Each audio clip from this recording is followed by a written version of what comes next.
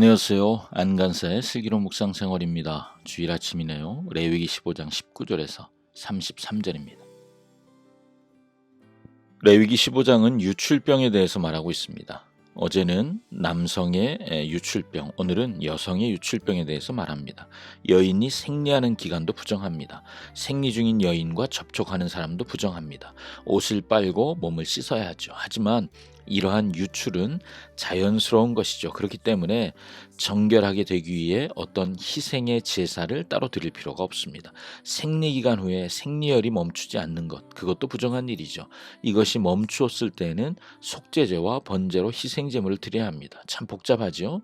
그런데 이런 규례가 필요한 이유가 있죠. 그 이유는 부정함에서 떠나기 위함입니다. 정결함을 유지하기 위함이죠. 하나님의 임재를 맛보기 위함입니다. 당시의 문화가 여성을 천대하며 남자에게 예속된 도구처럼 여기던 그런 문화 속에서 하나님은 여성을 존중하는 문화를 말씀하고 계십니다. 생리 중인 여인들이 부정하게 되는 것, 그것은 또 그들이 그 생리 기간 동안 안전하게 보호될 시간을 주시는 것과 같았지요.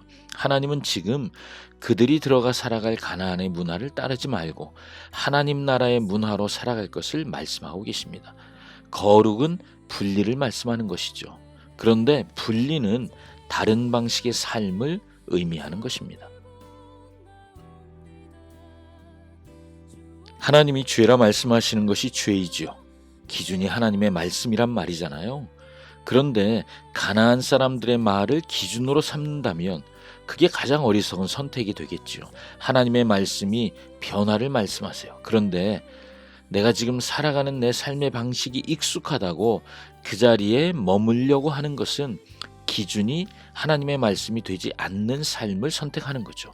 나도 모르는 사이에 기준을 하나님의 말씀에서 내 생각으로 가져오려고 합니다. 이렇게 고백하며 기도해 봅니다. 주님, 이것이 교만인 것을 인정합니다. 하나님보다 나를 옳게 여기려는 것, 주님, 나는 그런 죄인입니다. 하나님은 하나님의 피조물을 사랑하실 뿐만 아니라 존중하십니다. 타락한 세상은 존중 대신 지배를 선택하죠. 그래서 어떻게든 힘으로 강압적으로 지배하려고 합니다. 그렇지만 하나님은 충분히 지배하실 수 있는 능력이 있으심에도 존중을 선택하시죠.